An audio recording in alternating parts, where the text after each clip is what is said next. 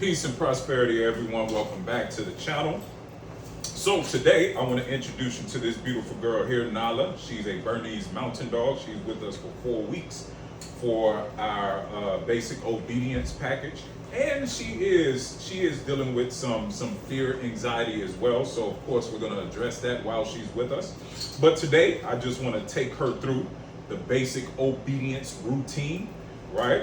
So as some of you guys have seen before, you know, you're going to see some of the same things. You know, it doesn't really change.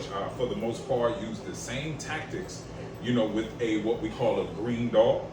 But for the folks that are seeing it for the first time, welcome and follow me as we take her through the basic obedience routine, right?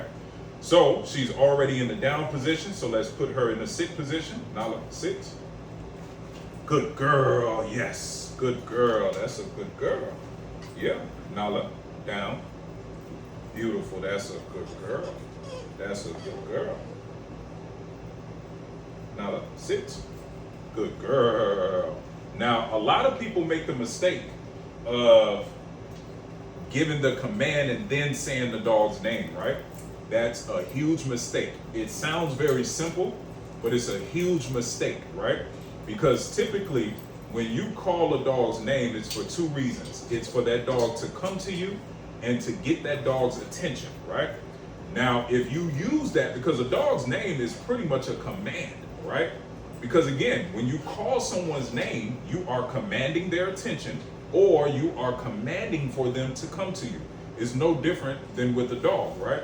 So I don't want to confuse the dog by telling her to sit and then telling her to come to me by calling her name, right?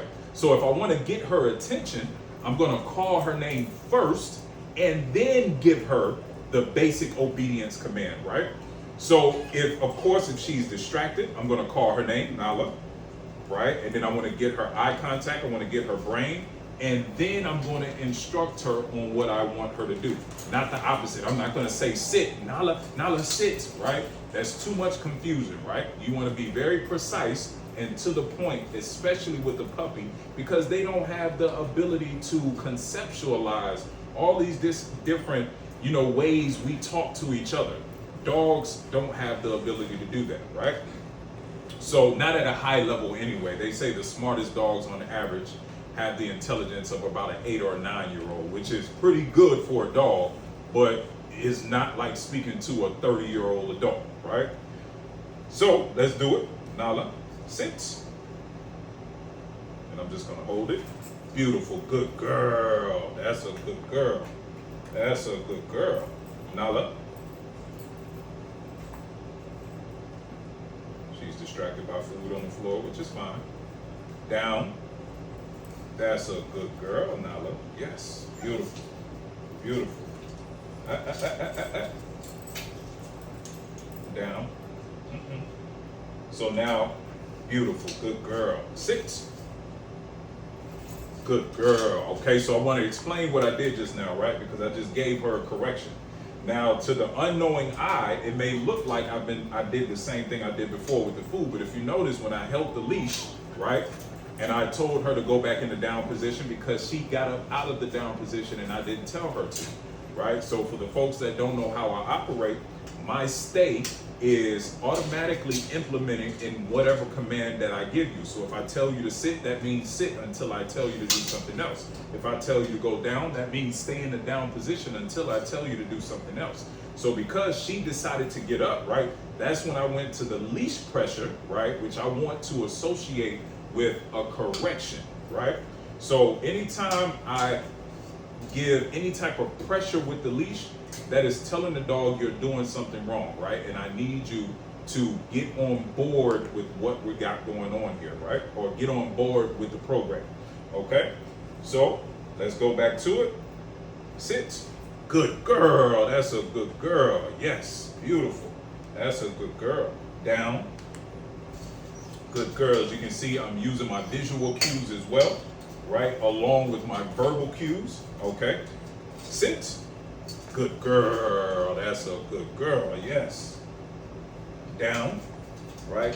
And the more animated you are, the more responsive the dog is going to be, right? Sit. Good girl, yes, right? So make sure you're animated in your movements. Down. Because that just entices the dog to follow you more, right? Sit. Good girl. You see how fast she moves? The faster I move, the faster she moves. Down. Good girl, yes. So that's it today, folks. You know, I just wanted to introduce you to this beautiful girl. You know, this is the standard introduction to the world. Definitely stay tuned for, you know, further, for her, what's the word I'm looking for? Progress. Thank you. That's my wife is my, you know, she's in my ear. You know how they wear the earpieces, and you know when the people, important people of the world, are giving speeches, they're telling them what to say in the ear, but she's just not in my ear. She's right here, but she's kind of in my ear. But you guys get it. Progress was the word that I'm looking for. So yes. So stay tuned for her first. I can speak. I promise I can talk. Stay tuned for her future progress.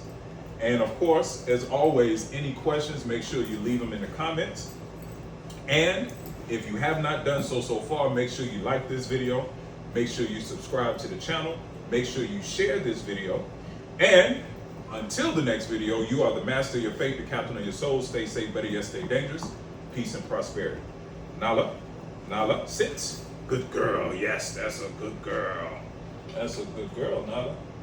Down. Good girl. That's a good girl. Sit. Good girl. Yes. That's a good girl. Down. Good girl. That's a good girl. It reminds me of Claude. Sit. Real life. Oh, yeah.